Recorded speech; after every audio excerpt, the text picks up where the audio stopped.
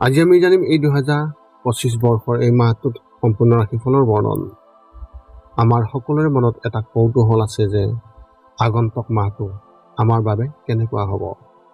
বহু ধৰণৰ প্ৰশ্ন আমাৰ মনত উদয় হয়, যেনে ব্যৱসায় বা চাকৰিৰ ক্ষেত্ৰত অগ্ৰগতি হ'বনে নহয়, বা কিবা নতুন প্ৰত্যাহ্বানৰ সন্মুখীন হ'বলগীয়া হ'ব নেকি, এনেধৰণৰ বহুতো প্ৰশ্ন।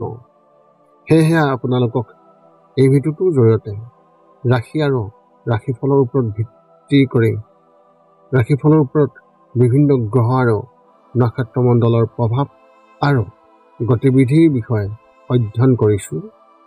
এই কথা মনত ৰাখি আমি আপোনালোকক এই 2025 বৰ্ষৰ এই মাহটোত ৰাশিফলৰ মতে সঠিক মূল্যায়ন কৰিছোঁ, যাতে আপোনালোকে সেই অনুসৰি প্ৰস্তুতি চলাব পাৰে। আপোনালোকে এই ভিডিঅ'ত আপোনালোকৰ পৰিয়াল, আৰ্থিক, কেৰিয়াৰ, শিক্ষা, প্ৰেম আৰু স্বাস্থ্যৰ লগতে আৰু বিভিন্ন তথ্য আপোনালোকে এই ভিডিঅ'ত লাভ কৰিব। ইয়াৰ দ্বাৰা আপুনি জানিব পাৰিব যে আপোনাৰ ৰাশিফলৰ অনুসৰি কি কি প্ৰস্তুতি চলাব লাগিব।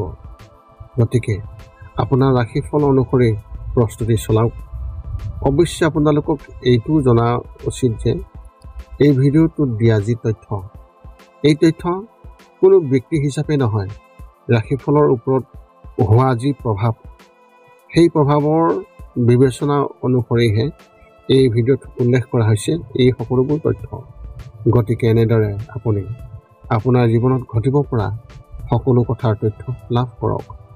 গতিকে কোনো পলম নকৰাকৈ এতিয়া আমি এই 2025 বৰ্ষৰ এই মাহটোত যি ৰাশিফলৰ বৰ্ণন, সেই ৰাশিফলৰ বৰ্ণন আপোনালোকক আগবঢ়াবলৈ আগবাঢ়িছোঁ। এতিয়া আপুনি জানি লওক এই 2025 বৰ্ষৰ জুলাই মাহটোত আপুনি কেনেধৰণৰ ধনাত্মক ফল লাভ কৰিব তাৰে তথ্য। এই 2025 বৰ্ষৰ জুলাই মাহটোত মকৰ ৰাশি ব্যক্তিসকলৰ বাবে সুষম আৰু সুখদায়ক মাহ হ'ব। আপুনি আপোনাৰ সময় আৰু সম্পদসমূহ ভালদৰে পৰিচয় কৰিব, যিয়ে আপোনাক বহু সমস্যাৰ পৰা সকাহ দিব। পৰিয়ালৰ যিকোনো সমস্যা সমাধান আপোনাৰ সহযোগিতাৰে সমাধান হ'ব, যাতে ঘৰুৱা পৰিৱেশ শান্তিপূৰ্ণ হৈ থাকে। আপুনি আপোনাৰ পৰিয়ালৰ সৈতে সুখৰ সময় পাব, যেনে বজাৰ কৰা বা অন্যান্য কাম কাজ কৰা। কোনো গুৰুত্বপূৰ্ণ কাম কৰাৰ আগতে সম্পূৰ্ণ তদন্ত কৰিবলৈ আপুনি নাপাহৰিব। গতিকে আপুনি আপোনাৰ কামবোৰ অধিক ফলপ্ৰসূভাৱে সম্পূৰ্ণ কৰিব পাৰিব। এতিয়া আপুনি জানক যে এই 2025 বৰ্ষৰ জুলাই মাহটোত আপুনি কেনেধৰণৰ সাৱধানতা অৱলম্বন কৰিব। আপোনাৰ এই জুলাই মাহত সংগঠিত আৰু অনুশাসিত নিজৰ ৰুটিন আয়োজন কৰিব লাগিব। গাফিলতি আৰু এলাহৰ বাবে আপোনাৰ অগ্ৰগতিত বাধা আহিব পাৰে। গতিকে সেইবোৰ নিয়ন্ত্ৰণ কৰাটো আপোনাৰ বাবে অতি প্ৰয়োজন। আপোনাৰ স্বভাৱৰ বিষয়েও সাৱধানতা অৱলম্বন কৰিব লাগিব, কাৰণ অধিক আত্মকেন্দ্ৰিক হোৱাটোৱে আপোনাৰ সম্পৰ্কত দূৰত্বৰ সৃষ্টি কৰিব পাৰে। নিজৰ স্বভাৱৰ বাবে আত্মশান ৰাখক আৰু আপোনাৰ পৰিয়ালৰ সৈতে বাৰ্তালাপ কৰক, আৰু যাতে কোনো সমস্যা নহয়। পৰিয়ালৰ বয়োজ্যেষ্ঠসকলৰ যত্ন লোৱাটো আপোনাৰ অতি গুৰুত্বপূৰ্ণ দায়িত্ব। গতিকে তেওঁলোকৰ বিশেষভাৱে প্ৰয়োজনীয়তাৰ যত্ন লওক। মাহৰ শেষত হয়তো কিছুমান প্ৰত্যাহ্বান থাকিব পাৰে, কিন্তু আতংকৰ পৰিৱৰ্তে সমস্যাবোৰ সমাধান বিচাৰি উলিয়াবলৈ আপুনি চেষ্টা কৰক। ব্যৱসায় আৰু চাকৰিৰ ক্ষেত্ৰত এনেধৰণৰ এই 2025 বৰ্ষৰ জুলাই মাহত মকৰ ৰাশি ব্যক্তিসকলৰ ৰাশিফলত তেওঁলোকৰ যি ব্যৱসায়িক ফল, সেই ব্যৱসায়ীসকলৰ ক্ষেত্ৰত তেওঁলোকৰ ব্যৱসায়িক সিদ্ধান্ত যত্ন ল'ব লাগিব। যদি আপুনি কোনো সম্প্ৰসাৰণৰ পৰিকল্পনা কৰি আছে, তেন্তে খৰখেদা কৰি আপুনি কোনো সিদ্ধান্ত নল'ব আৰু ভালদৰে সিদ্ধান্ত ল'ব। আনৰ পৰামৰ্শই আপোনাৰ সিদ্ধান্তৰ সৈতে আপোনাক লৰচৰ কৰিব পাৰে। গতিকে আপোনাৰ আত্মবিশ্বাসক বিশ্বাস ৰাখক আৰু আপোনাৰ সিদ্ধান্তৰ ওপৰত দৃঢ় হ'ব পাৰিব। আপুনি ব্যৱসায়ৰ উন্নত পৰিস্থিতি পোৱাৰ সম্ভাৱনা দেখিবলৈ পাব। কিন্তু অফিচত আপুনি আপোনাৰ ভুলবোৰৰ প্ৰতি গুৰুত্ব দিব লাগিব, কাৰণ সৰু সৰু ভুলবোৰে অফিচৰ লগত আপোনাৰ সম্পৰ্ক টেঙা কৰিব পাৰে। আপোনাৰ কামৰ যত্ন লওক আৰু সঠিক সময়ত আপুনি সঠিক সিদ্ধান্ত লোৱাটো অতি প্ৰয়োজন হ'ব। প্ৰেমৰ ক্ষেত্ৰত এনেধৰণৰ এই 2025 বৰ্ষৰ জুলাই মাহত মকৰ ৰাশিৰ ব্যক্তিসকলৰ সাধাৰণতে বৈবাহিক জীৱনত সুখৰ পৰিৱেশ থাকিব। আপোনাৰ পত্নীয়ে বা আপোনাৰ স্বামীয়ে প্ৰতিটো মুহূৰ্তত আপোনাৰ লগত হাঁহিব আৰু সুখেৰে ভৰাই তুলিব। আপোনাৰ সম্পৰ্ক শক্তিশালী কৰিব পৰা পৰিয়ালৰ সৈতে এটা দীঘলীয়া যাত্ৰা পৰিকল্পনা কৰিব পাৰে।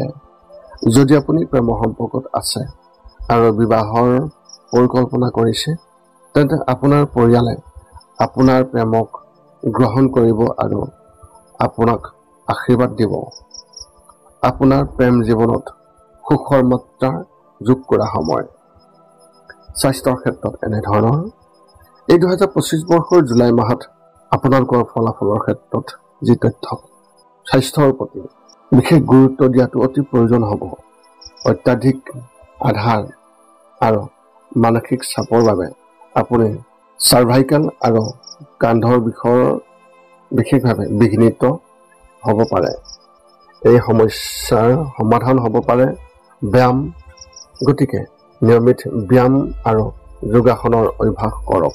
ইয়াৰ উপৰিও আপুনি আপোনাৰ ঘৰৰ সদস্যসকলৰ এজন জ্যেষ্ঠ সদস্যৰ স্বাস্থ্যৰ বাবে বিশেষ চিন্তিত হ'ব পাৰে। গতিকে তেওঁলোকৰ যত্ন লওক আৰু স্বাস্থ্যৰ প্ৰতি বিশেষ গুৰুত্ব দিয়ক। এতিয়া আপুনি জানি লওক যে এই 2025 বৰ্ষৰ জুলাই মাহটোত আপুনি কেনেধৰণৰ প্ৰতিকাৰ অৱলম্বন কৰিব লাগিব।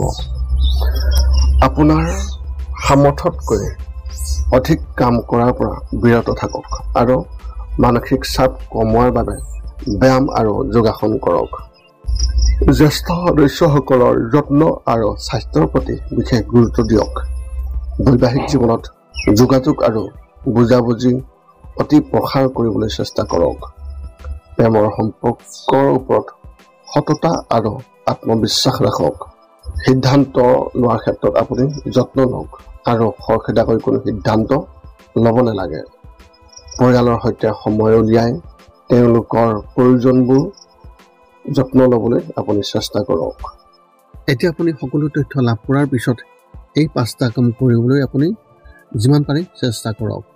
সৰ্বপ্ৰথমটো হৈছে আপুনি আপোনাৰ শৰীৰটো সুস্থ কৰি ৰাখিবলৈ দৈনিক যোগাসন কৰক, য'ত মূলতঃ 10 মিনিটৰ বাবে ওমকাৰ মন্ত্ৰ, 10 মিনিটৰ বাবে কপালভাতি আৰু 10 মিনিটৰ বাবে অনুলোম বিলোম। ইয়াৰ লগে লগে আপোনাৰ শাৰীৰিক আৰু মানসিক স্বাস্থ্য একেবাৰে নিখুঁত হৈ থাকিব। 2 নম্বৰটো হৈছে ৰাতি শোৱাৰ আগতে নিস্তব্ধ আৰু নিৰ্জন ঠাইত 10 পৰা 20 মিনিট ধ্যান কৰিব লাগে।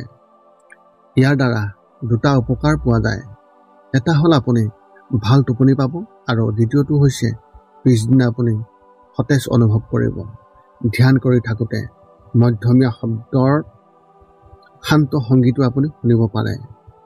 3 নম্বৰটো হৈছে প্ৰতি মংগলবাৰে পুৱা নিশ্চয় হনুমান চালিচা পাঠ কৰক আৰু হনুমান মন্দিৰ দৰ্শন কৰক, নতুবা আপুনি বিষ্ণু মন্দিৰ দৰ্শন কৰক।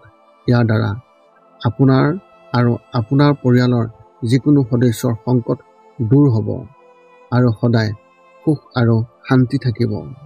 4 নম্বৰটো হৈছে ঘৰৰ বাহিৰত গৰু আৰু কুকুৰক প্ৰতিদিনে আপুনি পাৰিলে খাদ্য খুৱাব লাগে।